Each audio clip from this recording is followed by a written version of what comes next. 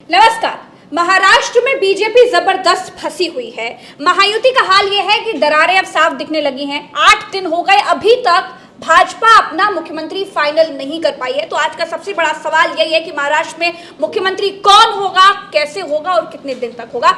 दिन भर बहुत कुछ हुआ है। महाराष्ट्र से जुड़ी एक एक खबर पर बात करेंगे। फिलहाल जो पॉलिटिकल क्राइसिस से महाराष्ट्र जूझ रहा है उस पर भरत जी के पास चलते हैं। बिना देर किए भरत जी, ये सब हो क्या रहा है महाराष्ट्र में? इतनी खिचड़ी। ये किसी को उम्मीद नहीं थी प्रज्ञा जी कि महाराष्ट्र में इस तरीके का पॉलिटिकल क्राइसिस होगा। जनता के जनादेश का इस तरीके से मजाक उड़ाया जाएगा। आज की तारीख में आप देखेंगी तो शिंदे अपने गांव में हैं, भारतीय जनता पार्टी दिल्ली में है और फडणवीस मुंबई में है। सब मिलकर तय नहीं कर पा रहे हैं कि कौन मुख्यमंत्री बनेगा। शिंदे चाहते हैं कि फडणवीस मुख्यमंत्री ना हो। शिंदे चाहते हैं कि डिप्टी सीएम उनकी पार्टी से हो। शिंदे चाहते हैं कि उन्हें 3 विभाग दिए जाएं, राजस्व, गृह और वित्त विभाग। इस पर भारतीय जनता पार्टी मान नहीं रही है, या फिर मानना नहीं चाह रही है, या फिर शिंदे को किनारे करने की ही कोशिश है कि भाई अब अजीत पवार और भारतीय जनता पार्टी दोनों के पास इतने आंकड़े हैं कि वो मिलकर सरकार बना सकते हैं और चला भी सकते हैं, तो क्यों फिर 3 तिगाड़ा काम बिगाड़ा जैसी स्थिति लाई जाए और शिंदे को एक ऐसी शिंदे की शर्तों को ना माना जाए और ऐसी परिस्थिति उत्पन्न कर दी जाए कि शिंदे सरकार में आए ही ना और अजीत पवार के साथ में मिलकर सरकार बनाई जाए, क्योंकि अजीत पवार ज्यादा फ्लेक्सिबल दिखाई देते हैं भारतीय जनता पार्टी को। आपको क्या लग रहा है कि बीजेपी को शिंदे की जरूरत नहीं है? कोई जरूरत नहीं है प्रज्ञा जी। भारतीय जनता पार्टी की 132 सीटें खुद की हैं,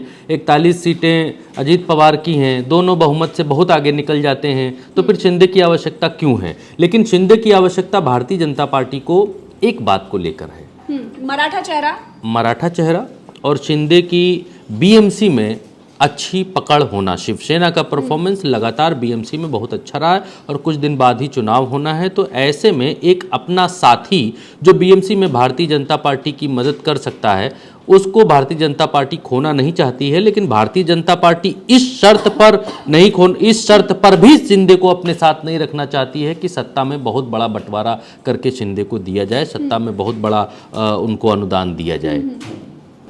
चंद्रकांत जी, आपको क्या लगता है, एकनाथ शिंदे ने जो शर्तें भाजपा के सामने, अमित शाह के सामने रखी, मीटिंग्स दर मीटिंग चलती रह रही हैं, अभी तक कुछ फाइनल नहीं हो पा रहा है। भरत जी कह रहे हैं कि शिंदे की जरूरत नहीं है, लेकिन हाँ, अगर संगठन की बात करें तो शिंदे का संगठन में इतना मजबूत पकड़ है कि भाजपा को शिंदे तो चाहिए ही चाहिए और पवार भी तो चाहिए। तो जो सत्ता का रास्ता है ये पवार और शिंदे से होकर गुजर रहा है।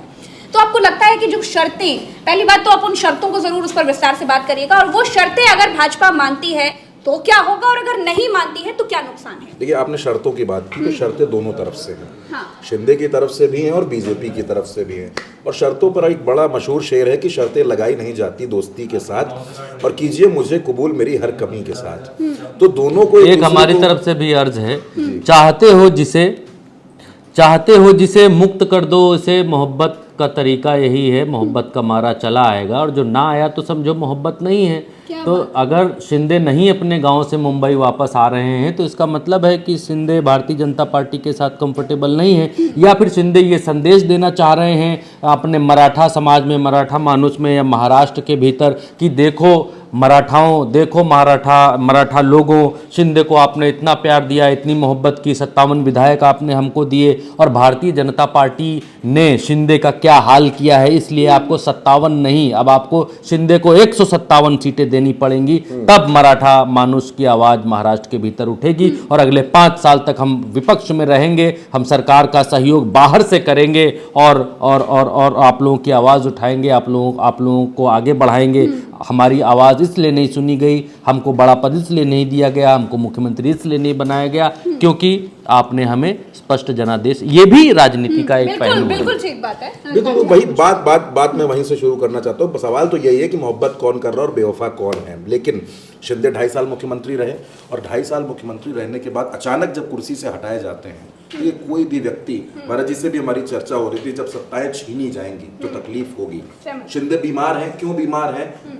जाहिर सी बात है कुछ ना कुछ सोच रहे होंगे। शर्तें वो क्या रख रहे हैं? वो शर्तें नहीं रख रहे, वो मांग रहे हैं। उनका ये कहना है कि वित्त, राजस्व और गृह विभाग ये हमको दे दीजिए। क्या गलत है? जब वो मुख्यमंत्री थे तो गृह विभाग आपने अपने पास रखा था, किसके पास? फडणवीस के पास। वित्त आपने अजीत पवार को दे रखा था, तो क्या गलत मांग रहे हैं अगर शिंदे ये चीजें मांग रहे हैं? ठीक बात है। अगर ये बात है कि जो मुख्यमंत्री होता है उसके पास इस तरह के महत्वपूर्ण विभाग होते हैं, तो फिर जब देवेंद्र फडणवीस उप मुख्यमंत्री थे तब तो उनके पास गृह था, तो ये बात तो अब एकनाथ शिंदे कह सकते हैं कि मुझे तो पद भी नहीं चाहिए, बस मुझे विभाग दे दीजिए। दूसरा, वो एक सम्मान मांग रहे हैं। देखिए, वो पद नहीं, वो सम्मान है। विधान परिषद का सभापति, जाहिर सी बात है कि विधानसभा में बीजेपी स्पीकर अपना बनाएगी। स्पीकर के पास प्रज्ञा जी बहुत से अधिकार होते हैं, अयोग्य घोषित करने के भी अधिकार हैं, तो विधान परिषद का सभापति पद मांग रहे हैं, ये भी गलत नहीं। दूसरा, वो मांग रहे हैं डिप्टी सीएम का पद अपने बेटे के लिए, कि हमारे बेटे को डिप्टी सीएम बना दीजिए। मैं सहमत हूं, बेटा मजबूत हो जाएगा, मैसेज देने में कामयाबी मिलेगी और पार्टी का विस्तार होगा, पार्टी मजबूत होगी, क्योंकि श्रीकांत शिंदे जो अभी सांसद है उनके बेटे, वो पार्टी का युवा चेहरा है। एक तो इनकी शर्तों की बात हो गई। दूसरी तरफ भारतीय जनता पार्टी को ये लगता है, जो भरत जी ने भी बात कही कि शिंदे जरूरी है या नहीं है, शिंदे जरूरी है या नहीं है ये बात छोड़ दीजिए, शिंदे मजबूरी है, इससे इनकार नहीं किया जा सकता। वो क्यों मजबूरी है? क्योंकि जैसा भरत जी ने आपको बताया, बीएमसी के इलेक्शन से, और उससे भी बड़ी बात है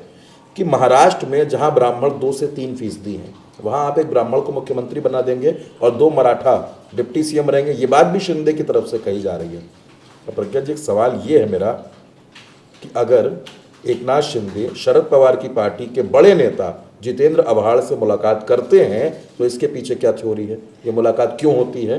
क्यों बिल्कुल, मुलाकात? इसके पहले तो ये चर्चाएं भी थी कि जब वो अपने गांव गए तो शिंदे की और शरद पवार की भी बातचीत हुई। नहीं, इसके पीछे कह रहे हैं, तो मैं बिल्कुल क्लियरली हम मुद्दे पर आ जाते हैं भरत जी। अगर शरद पवार की और शिंदे की बातचीत हो रही है, तो कहीं ना कहीं पर अजीत पवार भी अपने आप को बहुत सेफ महसूस नहीं कर पा रहे होंगे महायुति में, क्योंकि वो कब तक उप मुख्यमंत्री रहेंगे, उनको भी तो कुछ ना कुछ पद चाहिए अपने लिए बढ़िया।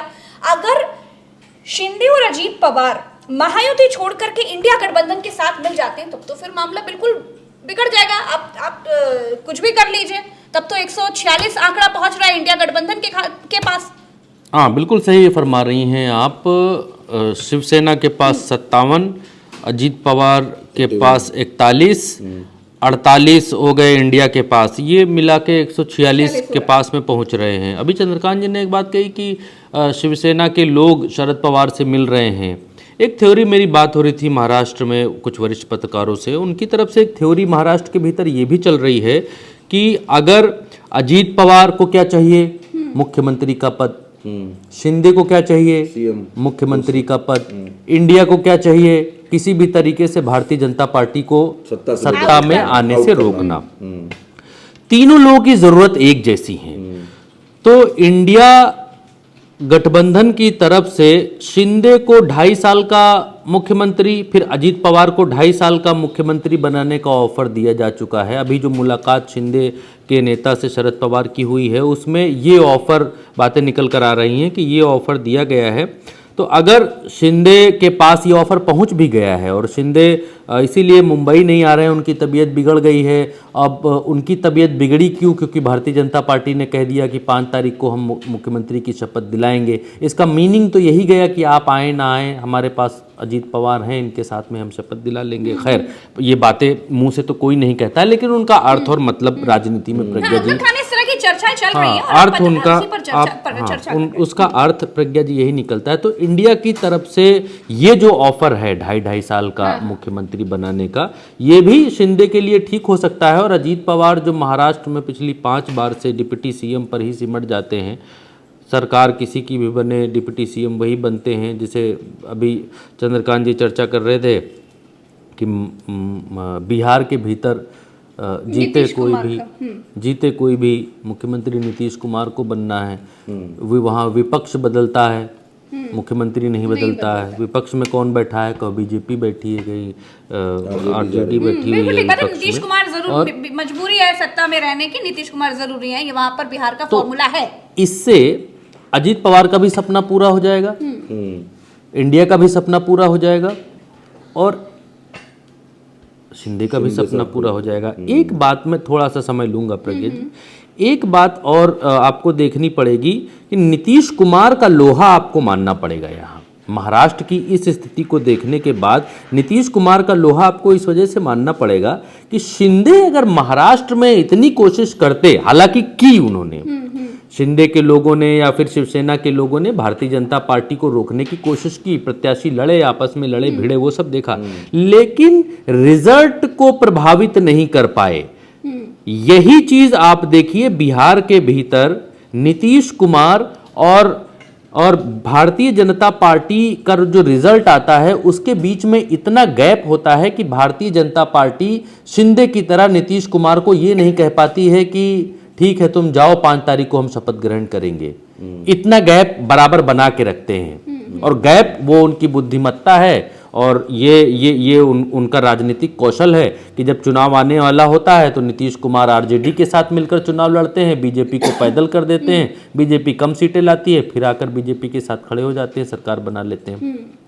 तो शिंदे अगर महाराष्ट्र में बीजेपी को, मेरे कहने का मतलब यह है, बीजेपी को कमजोर रखते, बीजेपी को 132 ना पहुंचने देते, बीजेपी को 120, 108, 110 तक समेट कर रखते, तो फिर आज शिंदे की ये दुर्गति नहीं होती जो दुर्गति हम देख रहे हैं। तो आज महाराष्ट्र के लोगों का जो जनादेश है उसका इस तरीके से अपमान नहीं हो रहा होता कि 7-7 दिन 8-8 दिन बीते जा रहे हैं और कोई महाराष्ट्र का मुख्यमंत्री नहीं बन रहा है, तलवारें खिंची हुई हैं, पॉलिटिकल क्राइसिस आया हुआ है, कोई मुख्यमंत्री नहीं बन पा रहा है। तो महाराष्ट्र के भीतर आपको ये चीज़ देखनी पड़ेगी कि भारतीय जनता पार्टी ने शिंदे का, अजीत पवार का इस्तेमाल अच्छे से कर लिया और इन दोनों के कंधे पर चढ़कर आगे बढ़ गई।